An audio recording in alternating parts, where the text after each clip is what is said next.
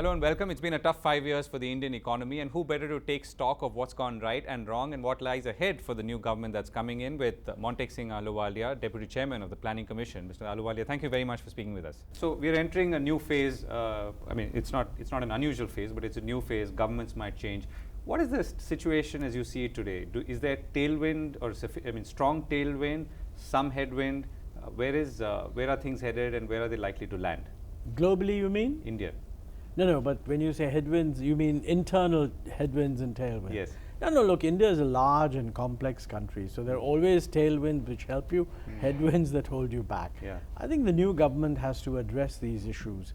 I think we should avoid getting too worried about hundreds of constraints. I mean, we're still a poor country, so there are hundreds of constraints. I think what we need to look at is what are the 3 or 4 critical things which are holding back the growth from getting to, say, 5%, which is sort of the average of the last 2 years, to, I think, somewhere between 7 and 8%, which I think India is perfectly capable of achieving. And that does not require hundreds of things to be done.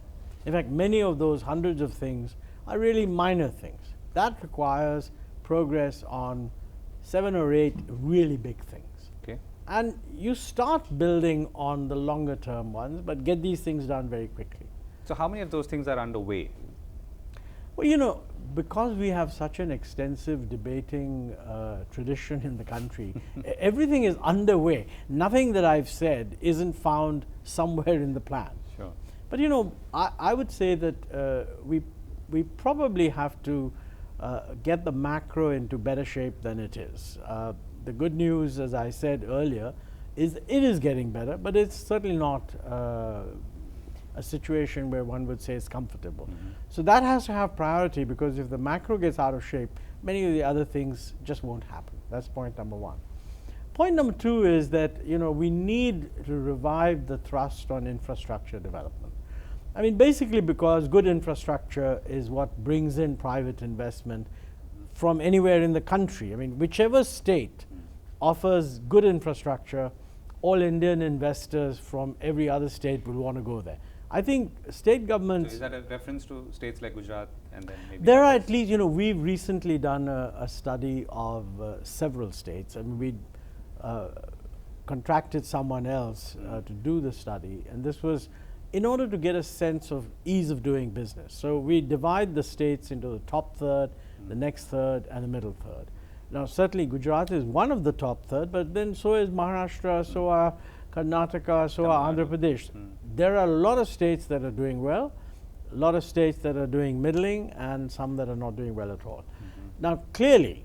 which is India's best state for doing business? Well, it's difficult to identify a best state because we've avoided giving numbers. So we've got top 30%, because these numbers become controversial, most of all during an election campaign.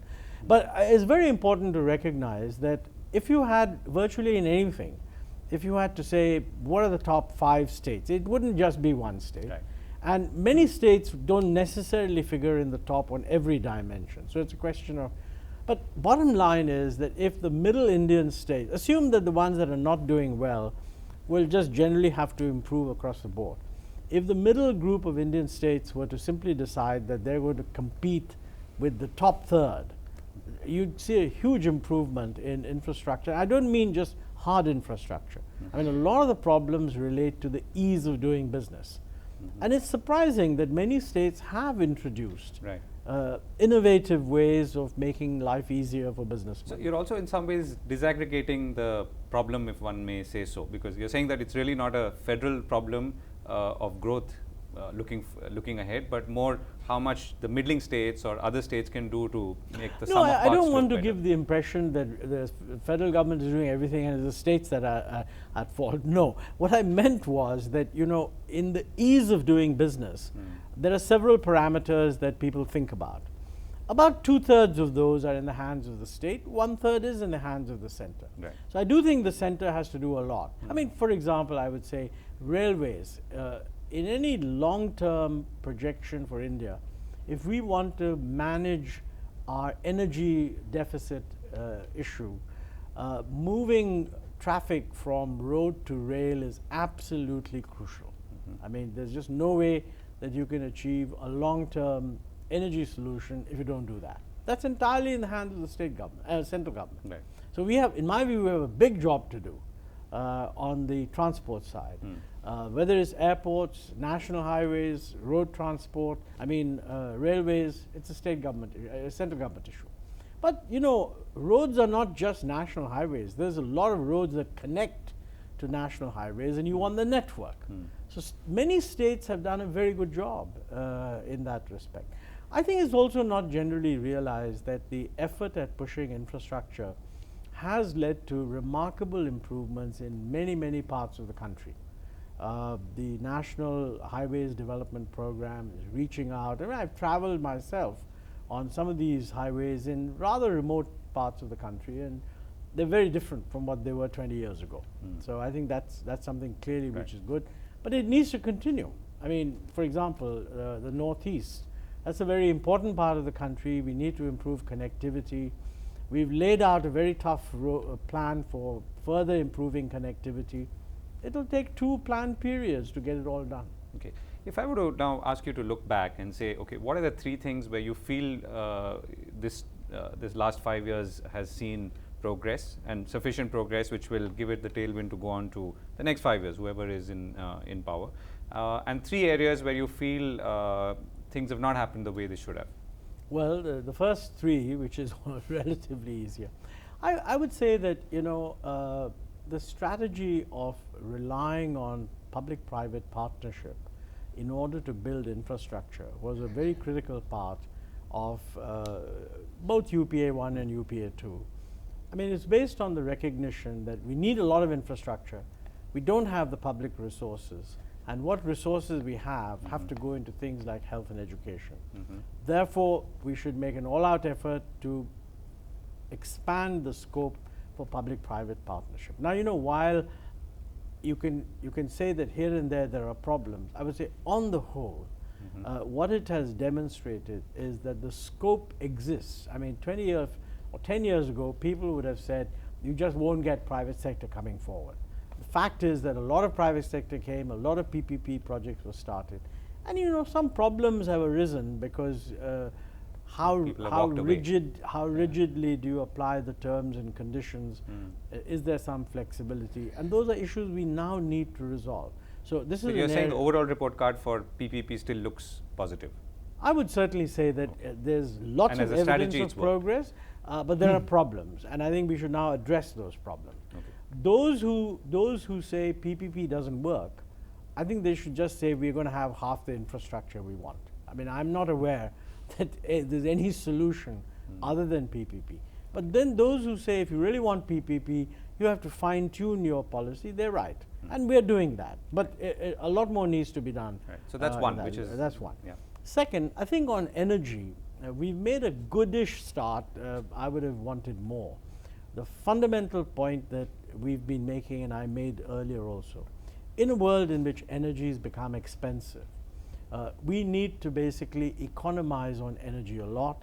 We need to stimulate the domestic production of energy. We need to stimulate renewables, which are also expensive, but you know, the economics of which depends on whether you're underpricing conventional energy. And all of this means energy prices have to rise. Now that's not, nobody wants to hear that. Everybody thinks this hurts the economy.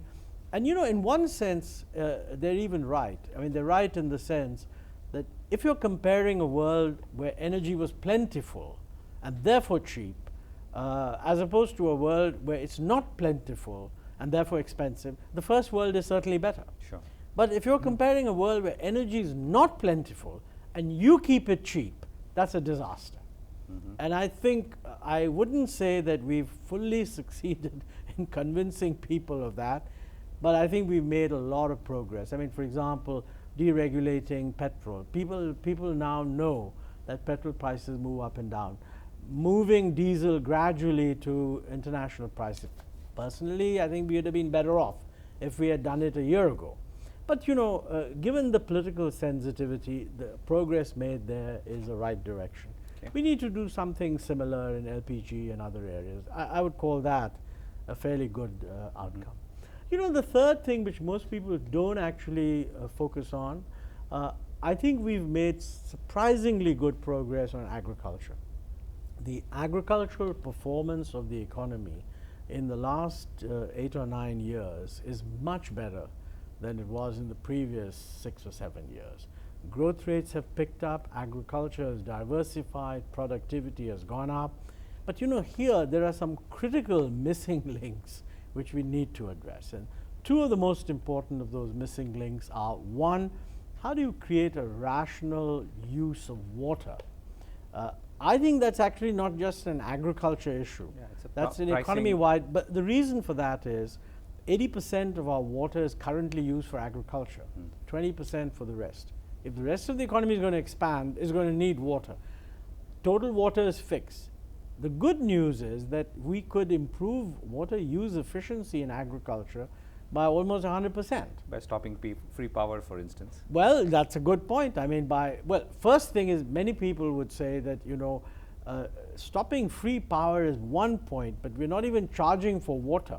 So actually, if water is scarce, if water is scarce, there's a case. If you don't want to, I don't mind if you don't want to just charge for it, but then you must ration it across the command areas. That's very tough to do. So I think on agriculture, it's a success story, but lots of things that remain to be done. One of the most important is marketing support. I mean, we're just not anymore in a world where agriculture consists of non-perishable products, where you can store them and sell them and so on. These are perishable products whose the quality of the produce and the revenue it will realize can shrink very sharply if you're not using modern methods of logistics and modern methods of transporting, which means modernizing marketing. Now, I mean, for a variety of reasons, less has happened there than I would have wanted.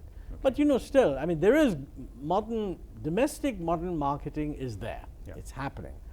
Foreign modern marketing took a long time. Maybe it's about to come in. No harm if it does. But I'm not interested in whether it's domestic or foreign. It should be modernized.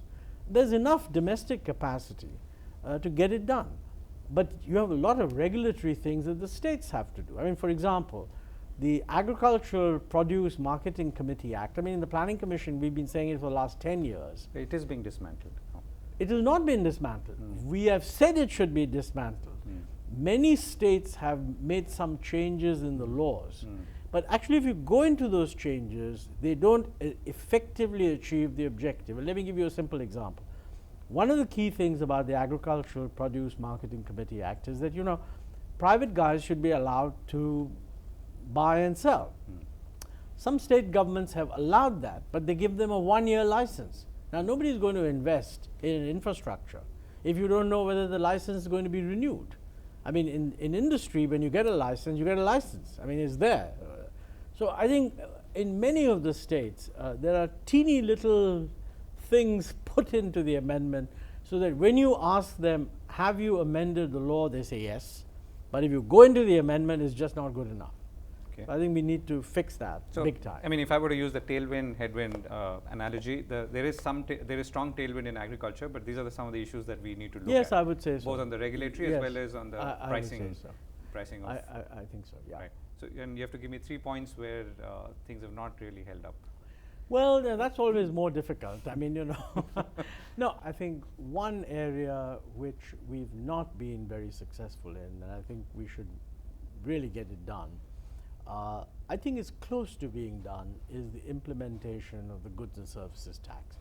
I mean, it's a no-brainer in the sense that everybody says, some people even say if you do it, it'll add 1 percentage point to the growth rate, right? I do think it's politically difficult because it involves multiple states. I thought at one time that the different political parties had got together. I think when you talk to them, they're all in favor of GST, but somehow it hasn't happened. Let's just hope that at the end of this particular election, when a new government is in power, it just gets done. Okay. I think if it gets done, it'll be a terrific achievement. Okay. So that's one. Second, I don't think we've done enough. We've not seriously addressed the issue of the ease of doing business. I mean, the truth is that a successful industrialization does not depend on a few big companies doing well, because big companies make their own infrastructure, they declare themselves in SEZ, they're large enough to deploy all sorts of resources and so on. A successful industrialization depends on a whole lot of small guys becoming middle and middle guys becoming bigger, and that process very definitely requires a massive look at the ease of doing business. Now, we've been doing some work with people. I think perhaps the new government, we're in a position now where the new government could actually say, well, look, this is the agenda, this is what the center has to do, this is what the states have to do. And if the center can demonstrate seriously that it's going to do it, then you can put a lot of pressure on the states. And all states don't have to do it. I mean, I think competition will force the states. Even if 2 or 3 states do it, I think it'll get done. Okay. I think an area which at least I think and many economists think is very important, particularly if you want to create employment, is flexibility in labor laws. I think we've made no progress in that at all. The reason we haven't is again political. And I don't mean political in the sense of opposition. I mean, every political party has a trade union associated with it, and there doesn't seem to be agreement amongst the trade unions. Now, the government took the view that flexibility in labor laws is important, but we're going to do it after we've built a consensus. I hope that the new government will put this up front, because, you know, new governments always have a 6-month honeymoon or something when whatever they do will not be subjected to undue questioning. I would really think it's a good idea if whatever government comes to power, they pick this up in the first 6 months and get it done. I mean, there are lots of other areas where, you know, much more needs to be done. But they're all areas where progress is being made, but we need to do better. But that's true of education, that's true of health, and so on. Are there any areas where you feel that they need urgent attention, I mean, regardless of, again, who comes back and so on, because they hadn't been addressed in the last 6 months to 1 year of relative government inaction? You know, I tell you one issue which is quite important. Of course, the GST is the most urgent because, frankly, it has a huge impact. I think there's a lot of concern that, you know, in this, in the concern about improving governance and controlling corruption, which is a very genuine feeling around in the country. Any sensible government should try to respond to that. I think some of the present provisions in the Prevention of Corruption Act need to be also reviewed, because they put officials into a virtually impossible position. In the sense, I mean, I don't fully know the details, but many people have told me that the Prevention of Corruption Act as it stands at present does not require mens rea or wrong intention in order to find a person corrupt. Now that is, I think, just wrong. And I mean, this kind of thing can carry on if you're not putting pressure to sort of take corrective action. If you are putting pressure to take corrective action, then one assumes that the investigative agencies will have to be more active. But then the act itself must be very clear that what is it that we call a corrupt act and what is not a corrupt act. And many officials tell me that this needs reform. Now, you know, the government had intended to amend the act, but for whatever reason it didn't get done. And this, you feel, is also one of those things which is causing a slowdown in decision making? And no, I wouldn't like to say that, because let's face it, all these things were true when the economy was growing at 8-9%. I think, frankly, with all its faults and weaknesses, economies go through ups and downs. When things are going well, everybody's happy, everybody forgets about these things. When things are not going well, everybody focuses on them. So I'm merely saying that now that we've slowed down, we have an opportunity to identify what are we going to get done right. And I just think we ought to be strategic about that, because if we simply take the view, let's correct everything, I mean, I can give you a list of 1,000 things. And you could choose 100 of them and they'd not be the most important. I think we need to find out what is the corrective action which has the largest bang for the buck, and take some of those. Right. And, you know, when I asked you about tailwinds and headwinds, you asked me if it was global. So let me ask you the last question and may put all this in the context of the global economy. So to what extent are we likely to benefit from global tailwinds? US, maybe to some extent Europe, which is out of recession, at least in theory. some other economies versus some of our own challenges that we are facing in terms of either tariff barriers or other? You know, my feeling is you can't do anything about the global headwinds or tailwinds. So the best thing about them is take the tailwinds as they come and do the best you can to contain the headwinds. Don't worry too much about it. I don't think global governance is at a level where if we worry about them, somebody will do the right thing. I mean, those are mainly talk shops. Our own problems we genuinely can fix. So quite honestly, in my view, 95% of the government's attention should be focused on fixing the domestic. You know, Raghuram Rajan, when asked this question in New York, said that the slowdown of India is not just because of global slowdown. I mean, that's the position we've been taking in government, also domestic factors. What he did was he added a percentage to it. He said 1/3 of the slowdown is due to global factors, 2/3 is due to domestic factors. Now, you know, whether it's 1/3 government or would have liked to say the other way around. I think I would have thought that government would have liked to believe it was the other way around. no, there's not. I know a lot of people tend to want to criticize the government that you're blaming everything on global. Actually, the government has been surprisingly frank. I mean, certainly the finance minister, the prime minister, and certainly me, we've always been saying that, look, global is one thing, but there are domestic problems that have arisen. Okay, I don't think these. I mean, of course, when domestic problems have arisen, I mean, you can have two views. I mean, one is that they've arisen because of your fault, but I think what has happened is that they've arisen because we grew rapidly, and these constraints were not anticipated. They came into play once growth became very rapid. But now that they're there, we better fix them. And that's what we should be doing. And now we have the time and the energy to perhaps fix it in coming months. Well, we have the time. In the coming couple of months, we have the time to reflect. I think the government has already taken a number of steps, like the Cabinet Committee on Investment, the Project Monitoring Group of the Cabinet Secretariat. You know, these have identified why projects are getting stuck. I think we need a much more proactive government processing system. Probably organizationally, too many things are subjected to multiple oversight and regulatory control, and each regulator operates like a silo. There's nothing wrong. I mean, it has to meet multiple controls, but the way it's organized, it should be one where you take a holistic view and basically strike a balance and say, this is what you got to do. We haven't been doing that, but I think if we could do that if the new government could do that, I think it would make a big difference. So, last question, absolutely. So, would you look back at your last 5-year tenure with satisfaction and happiness? Well, look, I think that we did the best we could.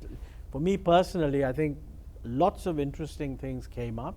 Nobody can look back on 2 years of 5% growth and say, I'm very happy that we grew at 5%. I'm actually sad. But I think, you know, in any long-term burst of growth, you're going to have some good years and then you're going to have some bad years. The test of those bad years is, have you diagnosed what went wrong, and are you now ready to correct them? I think we have diagnosed what went wrong. I think the system is capable of correcting them. Only thing is the correction will have to be done by the new government. So the notion that if you look at the 2 terms of the UPA government together, I've done a calculation, you know, on many different performance indicators, and frankly, the only one on which maybe it doesn't come out so well compared to the previous period is inflation. On every other, whether it's growth, agricultural growth, reduction in poverty. But inflation is what could lose the election. I mean, well, you know, you've got to remember that in the previous period was a period where global prices were very low. This period was a period where global inflation was much higher. I think it's a relevant issue that, you know, when you have a global inflation, do you sort of try to keep domestic inflation low artificially, or do you let it get reflected in some of the domestic prices? I mean, agricultural prices is the key variable from this point of view. And there is, amongst economists, there has been a debate. I mean, in the previous period, minimum support prices were hardly raised at all. in this period, minimum support prices were raised. Now, if you're concerned about the Kisan, if you're concerned about agricultural prosperity, I mean, it's a good thing to raise minimum support prices, and even to see prices of vegetables and so on going up. So it's bound to get reflected. And plus, energy prices. I mean, energy prices have given a big upward thrust. But I don't think that holding those down would have solved the problem. But you could say that, you know, if we had had more growth in the rest of the economy, then maybe some other prices wouldn't have risen as much. But, you know, that's like those are the areas where performance could have been better. Mr. Ahluwalia, thank you very much for speaking with us. Okay, thank you.